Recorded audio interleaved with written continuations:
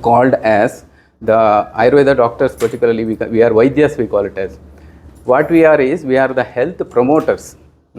We start to promote your healing, and slowly it enters into self-healing. We are what I mean is, we have that power of healing inside. Slowly, with the effort of these natural promotions, slowly you will be entering into natural healing. That is possible, that we need to explore only by putting our efforts, individual effort, in the form of, we call it as subjective and objective, both the things it is. The subjective part, of course, the professionals will help. The objective part, it is your own responsibility. Try to understand the function of the mind, how it works, how it, the positive mind and the power of inner power of mind, finding it out. With that, we are slowly entering into that healthy, the healing. That is most natural way of healing, we call it as. We can explore. People have shown, multiple people have shown, extreme diseases, even cancers also, it is proved that without any medications, with the power of mind only, they could heal their many of the diseases. So with this understanding, we have this collaboration of this Ayurveda and yoga, you must be knowing very well. But still, in this part, in this juncture of our journey with multiple sclerosis, yoga you need to understand very well. Again, it is the major part of the yoga, we call it as yoga therapy. It is individualized, personal based program that makes a very good program, that is really required actually, where according to your challenges, as I told, symptom wise and the disease wise, we will customize one particular set of practices and we will deliver it. That only really helps. Otherwise, if you do in a group, or if you do your own by watching any of the videos or YouTube or anything, that won't be helpful. Also, this therapy part, we call it as a training program. In the training, we do two things. One is instruction, another one is corrections. These two things are the most important thing. While doing yoga, many times we assume that we are doing correctly, but without our knowledge, we will make a lot of mistakes. That correction happens with a very good teacher only. This is most important thing. With that, one is the gross understanding that physical practices. Slowly again, it will enter into the more subtle practice. It is called pranayamas, the breathing techniques. And last is some of the mind related practices, either relaxation or meditation kind of thing, that really makes you into a wonderful journey of yoga, where you see happiness. The whole goal of the yoga is nothing but the calming down the mind, settling down all the thoughts. With that, we are exploring the power of the mind. With this understanding, if we start the yoga, that really makes a wonderful program. Otherwise, we will end up with doing it mechanically. Few days we do, then we will give it up, and that makes again another very ordinary program of this kind of therapies. So with this understanding, welcome to Poorna, and I am helping you. I believe in more of interaction than the giving the lectures kind of thing. If you have any doubts or anything, we will discuss openly. Let us see how we can progress with our journey with treating the MS. Any of you have any doubts regarding yoga and Ayurveda both?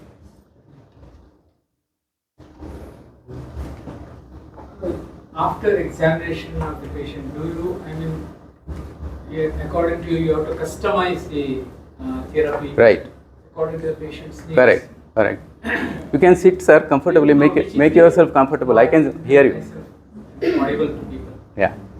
So which is the starting point? See, that's what. Initially, we will assess you.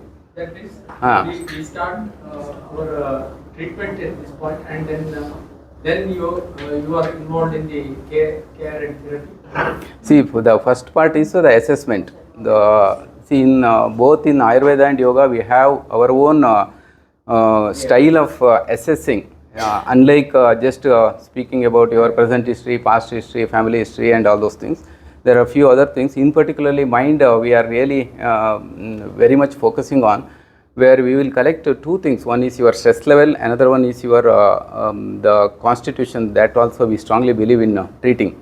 With that, we will come up with the design of the treatment, either the therapies or medications, and again followed by the yoga. Yoga suits to everybody, so there is no barrier for yoga. And these two things, definitely the medications and this one, it is purely our responsibility, and you need not really worry about all those things. That is how it goes. The only apprehension about Ayurvedic medications. Correct. Not about the other practice. That you use some metals, basmas. Correct. Gold, silver, mercury, like that. Right. According to the allopathic medicine, these are all nephrotoxic in the sense. You are right. Toxic to the kidney. Correct. They produce renal failure. All the stories about that. As you said, there isn't any real standardization in the preparation of the medication. Correct. So that how part. do we allay that apprehension? Correct.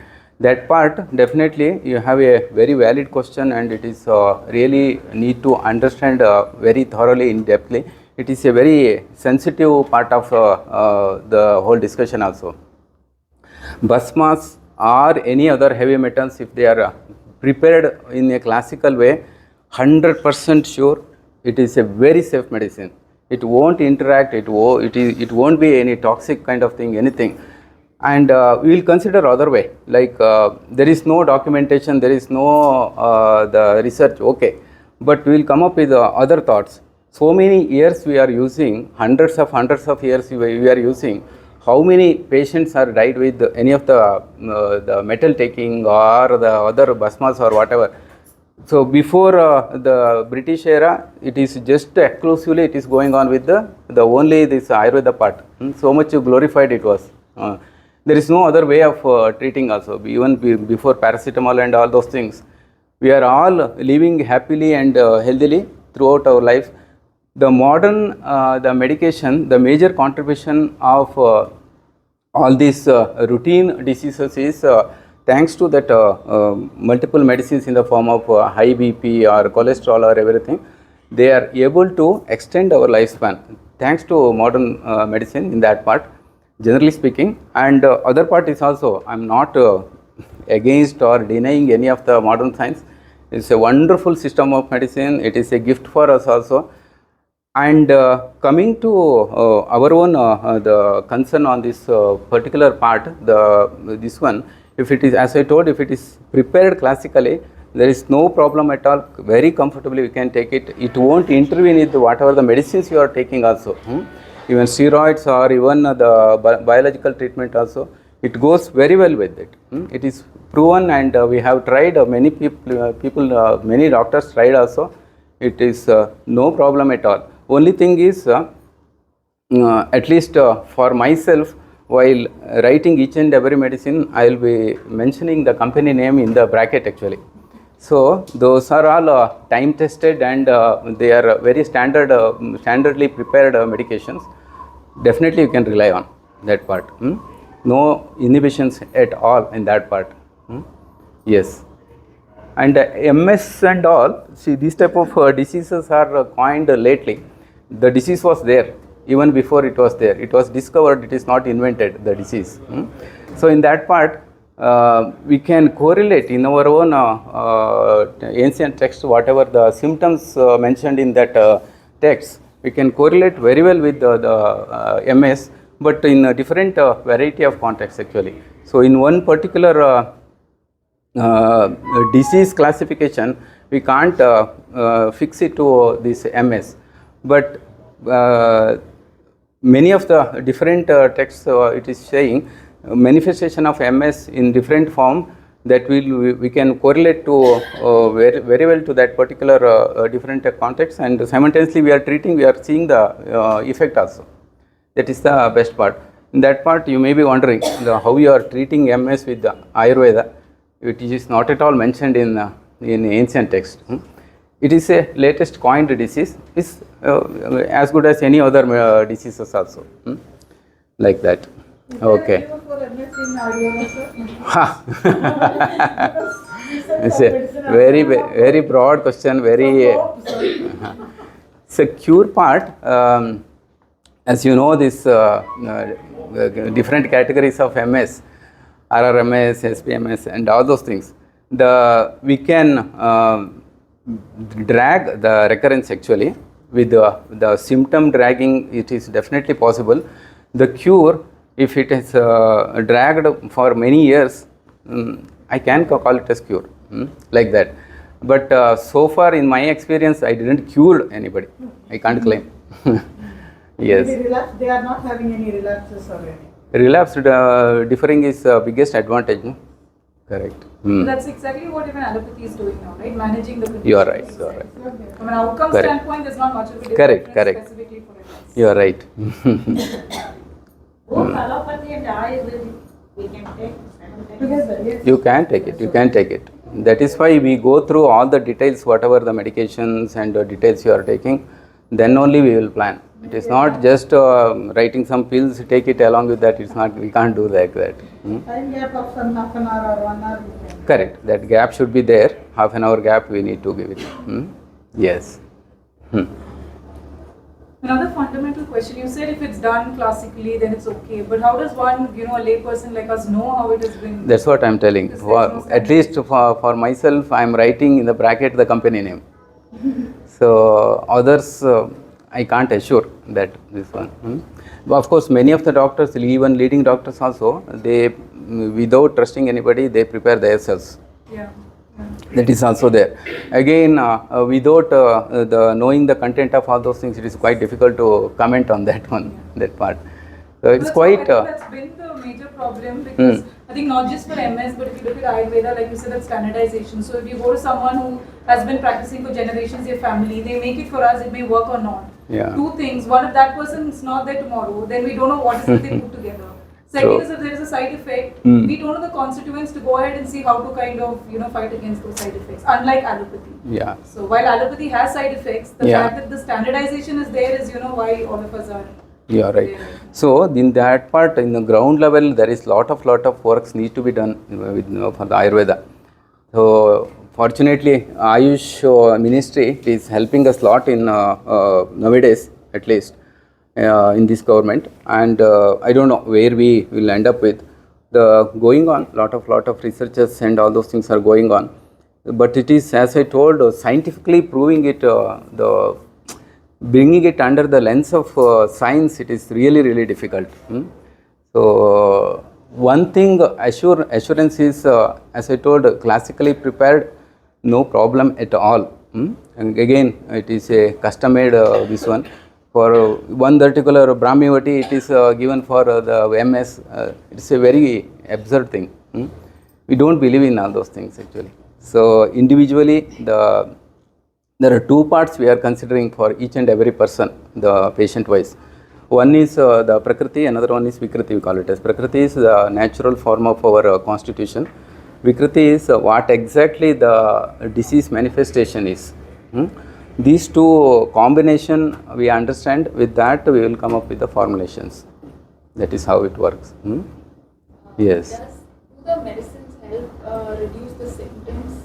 Not about treatment, like we said, it doesn't have a cure, but will it help alleviate the symptoms that you are... That is what I am telling. The fatigue part, spasticity part, rigidity part, there are wonderful combinations of therapies and medications. It works actually. We have seen a lot of patients improving with that one.